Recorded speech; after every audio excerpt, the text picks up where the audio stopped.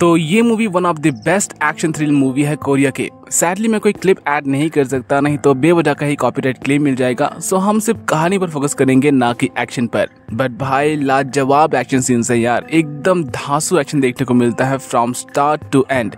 सो इस कहानी की शुरुआत एक किडनैपिंग से होती है। दो लोग किसी को किडनैप किए होते हैं, पता नहीं वो पर्सन कौन होता है, बट बहुत पैसे वाला होता है, सूट बूट पहना हुआ जेम्स बॉन्ड टाइप का। और सेम उसी के बारे में वो अपने बॉस को बताते हैं और कहते हैं कि वो बेवजह ही परेशान हो रहा था। ये बंदा तो सीधा साधा निकला, आसानी से पकड़ में आ गया।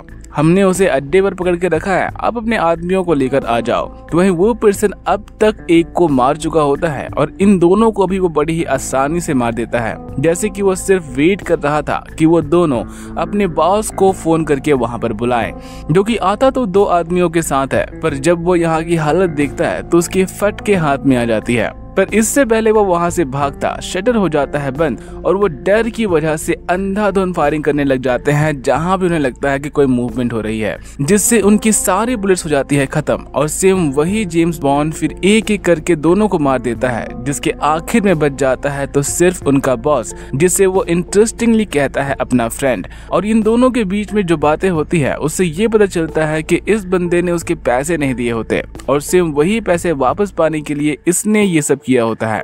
मोर लाइक बदला समझो, या फिर हो सकता है कि उसे किसी ने हायर किया हो उसे मारने के लिए, क्योंकि ये दोनों ही कॉन्ट्रैक्ट किलर्स होते हैं और वो भी प्रोफेशनल। बट ये उससे यहाँ पर बदला लेता है और वो भी दर्दनाक। भाई ये कोरियंस मूवी में ना खून को पानी की तरह बहाते हैं सच में।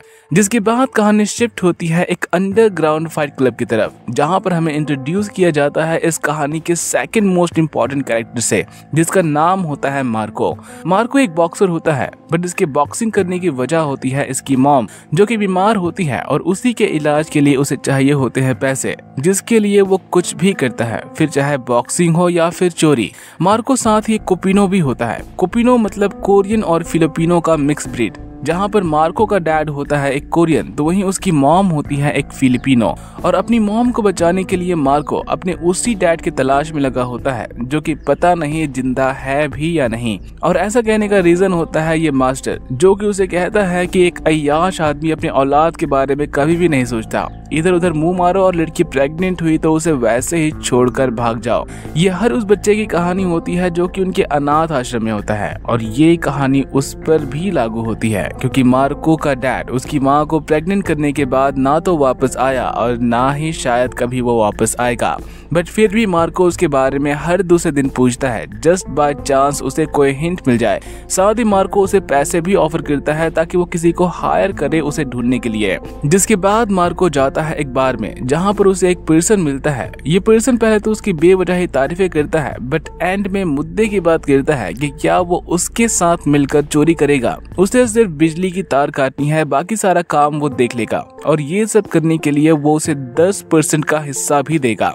बट मार्को उसे मना करके वहां से चला जाता है, क्योंकि ये सब करके वो किसी इल्लीगल लफड़े में नहीं पड़ना चाहता।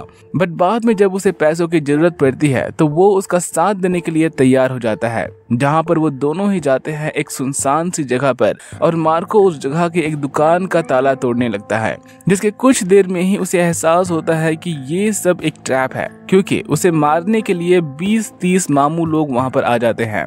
बट मार्को का इंस्टिंक्ट और उसके फाइटिंग स्किल उन सब पर काफी भारी पड़ती है, बट वो उन सब से ज्यादा देर तक नहीं लड़ पाता और वहां से भागने लगता है। जिसके एंड में उसका एक्सीडेंट हो जाता है, जिससे वो सब लोग उसे मारने के लिए आगे नहीं आते, और ये लेडी उसके इलाज के लिए उसे लेकर जाती है हॉस्पिटल। बट यहाँ पर उसके इलाज से ज्यादा उसकी पर्सनल इंफॉर्मेशन कलेक्ट करी जाती है, लाइक उसका ब्लड सैंपल, जिससे हमें शक होता है कि दाल में कुछ तो काला जरूर है। साथ ही ये लेडी ओवर फ्रेंडली भी होने लगती है, इवन कि उसे पैसे भी ऑफर करती है बहुत सारे। और इतना ही नहीं होता, मास्टर मार्को को इन्फॉर्म भी करते हैं उनके डैड के बारे में, और कहते हैं कि उसने ये सब नहीं किया, बल्कि उसके डैड खुद उसे ढूंढते हुए आए हैं कोरिया से, जो कि उसके हिसाब से कोई भी ऐसा नहीं करता। और बहुत ही जल्दी उसके डैड के लोग मार्को को ढूंढते हुए उसके घर भी आ जाते हैं, जो कि उसे इमीडिएटली अपने साथ चलने के लिए कहते हैं, क्योंकि उसके डैड की हालत बहुत खराब होती है और एक बार अगर वो कोरिया पहुंच गया तो वो अपने डैड की मदद से अपनी माँ का इलाज बहुत ही बड़े हॉस्पिटल में करवा सकता है, क्योंकि उसके डैड बहुत अमीर होते हैं, जिसने अपने पैसों के दम पर मार्को के लिए पासपोर्ट, वीजा, हर एक चीज बनवा लिया होता है रातों रात। बट एक बात जो यहाँ पर ध्यान रखने वाली होती है वो ये कि ये किलर भी मार्को पर नजर रखे हुए होता है और वो उन सब की पल पल की मूवमेंट्स को मॉनिटर भी करता है, जिसमें ये पियर्सन इन सब के बारे में इन्फॉर्म करता है डायरेक्टर हान को, जो कि करोड़ों की संपत्ति का मालिक होता है। बट इसका मार्को के साथ क्या रिश्ता है ये तो हमें बाद में ही पता चलेगा, और ये भी कि वो उसे कोरिया क्यों लेकर आना चाहता है। अभी के लिए तो ये एक आर्टिकल देख रहा होता है जिसमें उसके कंपनी के अगेंस्ट मनी लॉन्ड्रिंग की इंफॉर्मेशन होती है, और ये सब किसने किया, क्यों किया, कितने पैसे चाहिए, ये सारी इंफॉर्मेशन वो उसके इस चीफ से पूछता है और उसे रेडी रहने के लिए कहता है, क्योंकि कल सुबह उसे उसके साथ कहीं जाना होगा किसी से मिलने के लिए। भाई फुल ऑन मिस्ट्री बनाकर रखा जाता है, कुछ भी बताया नहीं जाता कि यहाँ पर चल क्या रहा है। जिसके बाद वो जाता है अपने डैड के पास, जो कि एक आईसीयू टाइप रूम में होते हैं, और उसे जाकर वो कहता है कि उसका खोया हुआ बेटा आ रहा है, उसका दूसरा बेटा जल्द ही उसके सामने होगा। मीन्स कि मार्को यहाँ पर इसका भाई है, बट जिस लहजे में ये उससे ये बात कहता है वो कुछ और ही होने का संकेत करती है, जैसे कि यहाँ पर कुछ और ही प्लानिंग चल रही है मार्को को कोरिया लाने के पीछे। जिसके बाद सीन एक बार फिर से शिफ्ट होती है फिलीपींस की तरफ। फ्लाइट टेक ऑफ होने वाली होती है। मार्को को बिजनेस क्लास में बैठाया जाता है, जिसके साथ ये पियर्सन और उसके 2 बॉडीगार्ड भी होते हैं। बट यहाँ पर हम उस किलर को भी देख पाते हैं जो कि मार्को का पीछा करते हुए आया होता है यहाँ पर। वैसे इस मूवी में इसे कोई नाम नहीं दिया गया है, तो हम ही इसे एक नाम दे देते हैं। तो किम कैसा रहेगा, चलेगा ना? तो भाई जो ये किम होता है ये वेट करता है सबके सोने का, और फिर उसके बाद ये जाता है मार्को के पास। नाउ जब तक ये बातें करता है तब तक मार्को को समझ में नहीं आता कि ये उनके साथ है या फिर एक अजनबी है। बट जब किम उसे इनडायरेक्टली वार्न करने की कोशिश करता है कि क्या उसे ये सब अजीब नहीं लगता कि कोई उसका रातों रात पासपोर्ट वीजा बना देता है, क्योंकि ये सब करने में तो कई महीने निकल जाते हैं, तो मार्को को थोड़ा सा अजीब लगना शुरू हो जाता है। और थोड़ी सी गर्म बहस के बाद किम उसे कहता है कि इस प्लेन से जैसे ही वो उतरेगा उसकी मौत हो जाएगी, और इन सब से अगर उसे कोई बचा सकता है तो वो सिर्फ एक इंसान है, वो खुद उसका एकमात्र दोस्त। और उसके ऐसा कहने का रीजन हमें पता चलता है जब प्लेन लैंड होती है और वो पियर्सन कॉल करता है इस लेडी को। ये सेम वही होती है जिसने मार्को का हॉस्पिटल में इलाज करवाया था, और ये कोई आम लड़की नहीं बल्कि एक असैसिन होती है सेम किम की तरह, और इसने फिलीपींस में 2 लोगों को मारा होता है। पहला तो वो पियर्सन जो कि मार्को को चोरी करने के लिए लेकर गया था, और दूसरा ये लेडी जो कि मार्को की मॉम का ध्यान रख रही थी, जिसे इन्हीं लोगों ने ही हायर किया था। मीन्स कि ये सब अपनी ट्रेसिंग हिस्ट्री मिटा रहे हैं, जैसे कि वो वहां पर गए ही नहीं। और इस असैसिन का नाम होता है युन, जिसके साथ होती है एक लड़की जिसका नाम होता है गायोंग, जिसका शायद दिल आ जाता है मार्को पर, जिससे वो युन को हायर करती है उसे बचाने के लिए। दरअसल गायोंग मार्को की बहन होती है, उसकी स्टेप सिस्टर, और इसलिए ये उस पर एक फेवर करती है उसकी लाइफ बचाकर।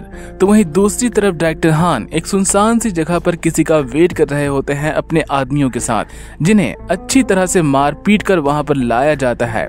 नाउ ये इंसान होता है कंपनी का चीफ सेक्रेटरी, तो वहीं ये होता है एडिटर एंड चीफ एक बड़ी सी न्यूज एजेंसी का, और ये दोनों ही आपस में मिलकर कंपनी के अगेंस्ट आर्टिकल लिखते हैं, जिसके बारे में अब हान को पता चल गया होता है, और सेम उसी के लिए वो उन दोनों की यहाँ पर कुटाई करता है। कुटाई क्या, यहाँ पर तो पूरा मर्डर होता है। ये बंदा किसी गैंगस्टर से कम थोड़ी ना होता है, और अपने कंपनी के सेक्रेटरी को तो वो और भी दर्दनाक मौत देता है और कहता है कि भाग, अगर तू जंगल के उस तरफ पहुंच गया तो मैं तुझे छोड़ दूंगा। पर जैसे ही वो भागता है हान उसे उसी वक्त शूट कर देता है। साथ ही यहाँ पर डॉक्टर्स की एक टीम भी आती है। ये वो डॉक्टर्स होते हैं जो कि आज एक बहुत बड़ी सर्जरी करने जा रहे होते हैं, और सेम ही चीज के लिए ये उन्हें प्रिपेयर करने के लिए कहता है, क्योंकि अगले कुछ घंटों में वो पियर्सन वहां पर आ जाएगा जिन्हें वो इतने टाइम से ढूंढ रहे थे। मतलब यहाँ पर बात चल रही है मार्को की, जिसे ये कार में बिठाकर लेकर आ रहे होते हैं अपने साथ।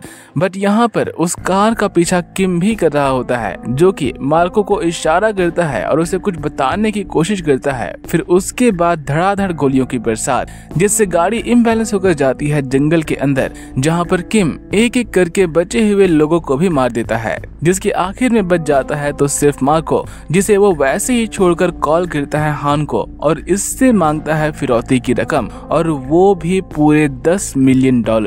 लगता है किम ये सब सिर्फ पैसों के लिए कर रहा था फ्रॉम द स्टार्ट। अभी के लिए तो मार्को एकदम सुन पड़ा होता है, क्योंकि 4 लोगों को मारकर वो आदमी ठीक उसी के सामने खड़ा होता है, और वो भी एक गन लिए। मार्को करे तो करे क्या, इसलिए वो उससे पूछता है कि वो कौन है, ये सब क्यों कर रहा है, जिसके लिए किम उसे कहता है कि वो उसका दोस्त है और ये सब करना उसका काम। बट वो उसे सब कुछ एक्सप्लेन नहीं करता और कहता है कि टाइम वेस्ट करने का कोई मतलब नहीं, जब तुम कुछ ही देर में मर जाओगे। क्या मैंने तुम्हें कहा नहीं था, कोरिया तुम मरने जा रहे हो। यह सुनकर मार्को वहां से भागने लगता है अपनी जान बचाने के लिए, जिसके पीछे पीछे जाता है किम, जिससे हमें यहाँ पर काफी लंबी चेजिंग सीन देखने को मिलती है, जिसके आखिर में मार्को किम से पीछा छुड़ाने में कामयाब हो ही जाता है। वैसे कहानी में थोड़ा सा फनी पार्ट भी ऐड किया गया है कि किम को अपने कपड़ों, जूतों, गाड़ियों से बहुत प्यार होता है और वो उन्हें खराब होता हुआ नहीं देख पाता, और यहाँ पर वो मार्को का पीछा इसलिए छोड़ देता है क्योंकि बारिश शुरू हो जाती है और बारिश में उसके जूते भीग जाएंगे। तो वहीं मार्को भागकर जाता है एक टेलीफोन बूथ में, और यहाँ पर वो 2 लोगों को कॉल करता है। पहला तो युन को, क्योंकि उसका कार्ड होता है उसके पास। फिर उसके बाद वो कॉल करता है अपने अंकल को कि कोई उसे मारना चाहता है, और इतने में ही वो किम को देखकर एक बार फिर से भागने लगता है, जिससे हमें फिर से देखने को मिलती है एक अच्छी खासी चेजिंग सीन, जिसमें एक बार तो किम उसे रोक भी लेता है, बट मार्को उसे एक घूंसा मारकर फिर से वहां से भाग जाता है, जिसके आखिर में उसे लेने के लिए आती है युन, और उसके कार में बैठकर मार्को लेता है राहत के सांस। बट असली प्रॉब्लम तो उसके लिए यहीं से शुरू होती है, जब युन उसे बताती है कि उसे यहाँ पर लाया क्यों गया है। दरअसल मार्को का डैड बीमार होता है, उसका दिल ठीक से काम नहीं कर रहा होता, और उसके दिल को रिप्लेस करने के लिए चाहिए एक हार्ट, सेम वही हार्ट जो कि अभी मार्को के सीने में धड़क रहा होता है। और यही रीजन होता है किम के ये कहने का कि वो जल्दी ही मरने वाला है। मींस कि मार्को को वो लोग एक डिलीवरी बॉय की तरह इस्तेमाल कर रहे होते हैं, जो कि अपने हार्ट को डिलीवर करने के लिए आया है कोरिया, और उसे फिलीपीन से कोरिया तक लाने में युन का भी हाथ होता है।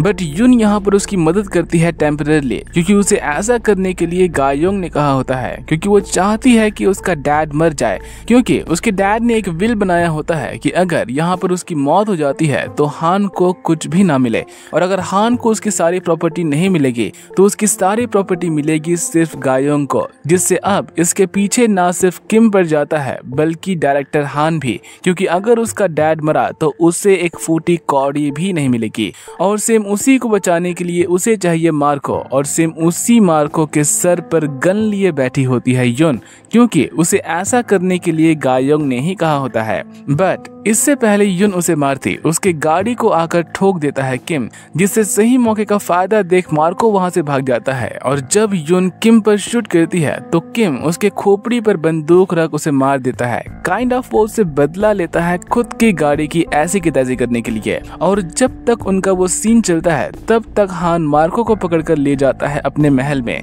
जहाँ पर वो उसे सबसे पहले मिलाता है अपनी बहन गायोंग से। दोनों ही 1 नंबर के दुश्मन होते हैं, पता नहीं ये दोनों एक दूसरे के भाई बहन कैसे होते हैं। पैसे के लिए इंसान क्या सच में इतना बदल जाता है? बट गायोंग अभी भी यहाँ पर हार नहीं मानती और अपने रूम में जाकर वो एक गन निकालती है ताकि मौका देखकर वो मार्को को मार सके। तो वही हान लेकर जाता है मार्को को अपने डैड से मिलाने, जिसको दिखाकर वो उसके साथ एक सेल्फी लेता है और फिर उसके साथ करा जाता है टॉर्चर। आफ्टर ऑल उसे लाया ही मारने के लिए गया होता है और एक एक कर सारी प्रोसीजर शुरू हो जाती है, जिसके खत्म होने में पूरे 9 घंटे का टाइम होता है। इसलिए हान सोने चला जाता है सारा काम डॉक्टर्स पर छोड़कर। तो वही बैकग्राउंड में हम किम को भी देख पाते हैं, जो कि उनका पीछा करते हुए आ जाता है उनके महल तक। नाउ ऑपरेशन को शुरू करने से पहले मार्को को एनेस्थीसिया दिया जाता है, बट वो ज्यादा टाइम तक के लिए बेहोश नहीं होता और बीच में ही उठ जाता है, जिससे जब उसे फिर से बेहोश करने के लिए कहा जाता है तो डॉक्टर्स एक दूसरे को ही मारने लग जाते हैं। दरअसल किम डॉक्टर के भेष में अंदर आ चुका होता है और वो ये सब सिर्फ मार्को को बचाने के लिए करता है, जिसका असल रीजन हमें कहानी कहानी के आखिर में पता चलेगा। अभी के लिए तो इनका यहाँ से निकलना नामुमकिन होता है, क्योंकि निकलने का सिर्फ एक रास्ता होता है जिस पर वो लोग गन ताने खड़े होते हैं।